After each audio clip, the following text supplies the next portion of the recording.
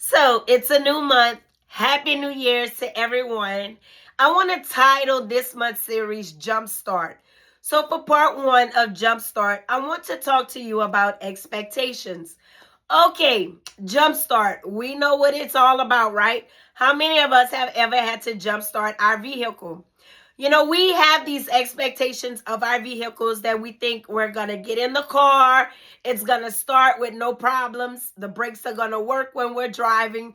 We have different, expectations. We fill it up. We expect it to go, or whatever. We have all of these different expectations about our vehicles and how it's supposed to work. When we buy a new car, we think about, okay, let me get gap insurance. Let me get different types of insurance. If something happens, I'm protected. We have to have insurance for our cars. All of the things, right? We have these expectations of our vehicles for them to work properly. Now, there's a few times I've heard of people buying what people call a lemon car. Thank God that hasn't happened for me. But I think of the frustration that people must have to go through, like just purchasing a brand new car and then all of a sudden having all kind of problems with it. For me, for the past, I don't know how many years, I've always bought a Toyota.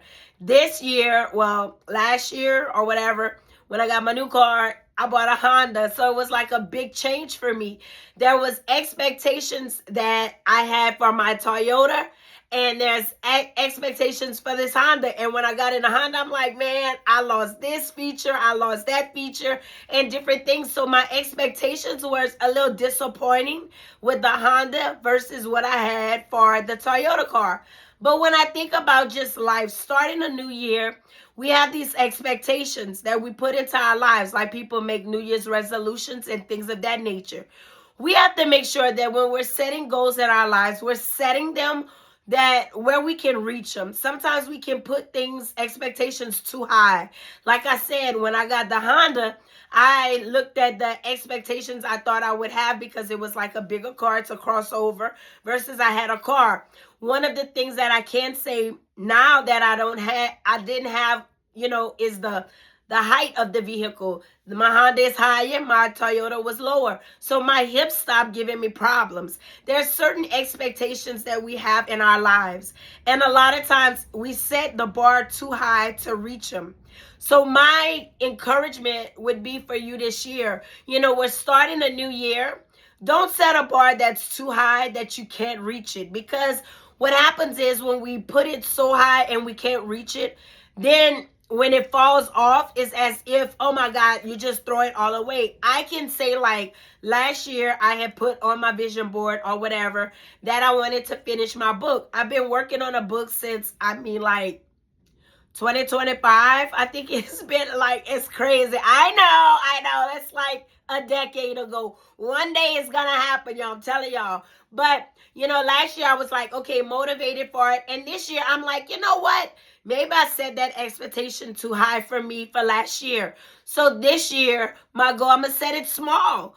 And I'm going to do my goal is by the end of the year to finish one chapter, the first chapter of the book. And so that way my expectation is lower and it's not so much that it gets overwhelming, because life starts happening. We become busy. Bumps in the road happen, detours, and all of these things. And then we struggle with getting back on track and focusing on what our vision for the year is.